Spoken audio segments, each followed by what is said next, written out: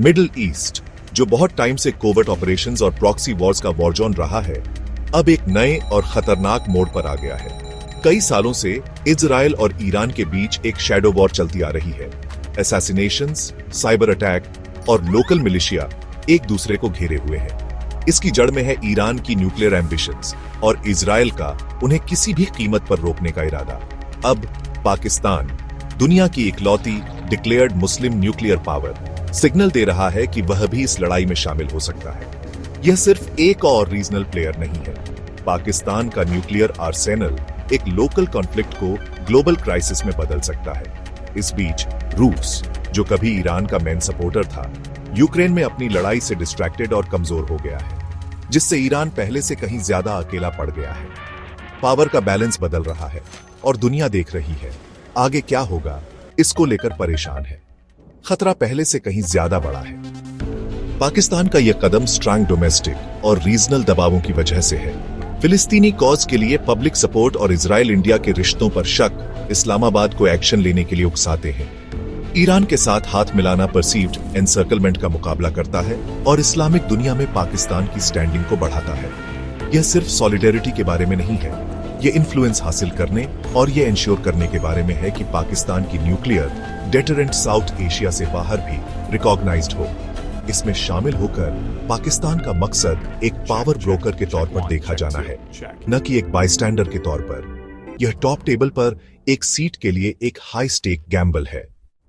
Ukraine में रूस की लड़ाई ने उसके रिसोर्स और फोकस को खत्म कर दिया है, जिससे उसे ईरान के प्रोटेक्टर के तौर पर अपनी ट्रेडिशनल भूमिका से पीछे हटना पड़ा है। सैंक्शंस और इकोनॉमिक स्ट्रेन ने मॉस्को की विदेश में सहयोगी देशों को सपोर्ट करने की कैपेबिलिटी को खराब कर दिया है।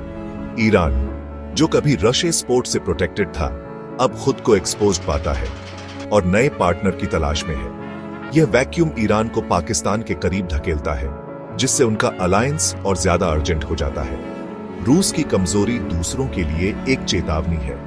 ओवररीच से बड़ी शक्तियां भी अकेली पड़ सकती हैं। मिडिल ईस्ट और ज्यादा वॉलेटिल हो गया है। पुराने अलायंस टूट रहे हैं और नए बन रहे हैं। इस क्षेत्र का फ्यूचर पहले से कहीं ज्यादा अनसर्टेन है। पाकिस्तान के शामिल होने से इजराइल को दो फ्रंट न्यूक्लियर खतरे का सामना करना पड़ेगा। एक ऐसा चैलेंज जो पहले कभी नहीं हुआ। यूएस और ज्यादा अंदर तक खींच जाएगा, अपने सहयोगी की रक्षा के लिए सेना तैनात करेगा और डिप्लोमेसी बढ़ाएगा। इस बीच खाड़ी के अरब देश ईरान पाकिस्तान एक्सिस से डरकर शायद इजराइल के करीब आ जाएंगे, जिससे एक नया रीजनल अलायंस तेजी से बनेगा। नतीजा, दो पावरफुल ब्लॉक, एक ईरान और पाकिस्तान के नेतृत्व में, दूसरा इजराइल, यूएस और खाड़ी देशों के नेतृत्व में। न्यूट्रलिटी खत्म हो जाएगी और मिसकैलकुलेशन का रिस्क बहुत बढ़ जाएगा। मिडिल ईस्ट और साउथ एशिया एक नई ग्लोबल कोल्ड वॉर का एपिसेंटर बन सकते हैं। दुनिया किनारे पर खड़ी होगी, यह सोचकर कि क्या यह एक बड़े कॉन्फ्लिक्ट की चिंगारी है या नई डिप्लोमेसी का एक मौका। दांव पर ग्लोबल स्टेबिलिटी से कम कुछ नहीं है। पाकिस्तान का पोटेंशियल एंट्री सिर्फ एक और ट्विस्ट नहीं है, यह ग्लोबल सिक्योरिटी में एक बड़ा बदलाव है। क्या यह एक असली गेम चेंजर है, जिससे न्यूक्लियर एस्केलेशन का खतरा है, या फायदा उठाने के लिए एक calculated bluff? Islamabad Israeli action को रोकने, अपना इन्फ्लुएंस बढ़ाने और दुनिया को अपनी चिंताओं को सीरियसली लेने पर मजबूर करने की कोशिश कर रहा होगा। स्ट्रेटेजिक जीनियस और कैटास्ट्रोफिक मिसकैलकुलेशन के बीच की लाइन बहुत पतली है। दुनिया सांस रोके हुए है, आपदा के बजाय डिप्लोमेसी की उम्मीद कर रही है। अब जो डिसीजन लिए जाएंगे वे आने वाली पीढ़ियों के लिए फ्यूचर तय करेंगे। क्या यह एक नए वर्ल्ड ऑर्डर की शुरुआत है या इससे भी बदतर कुछ होने वाला है? आप क्या सोचते हैं?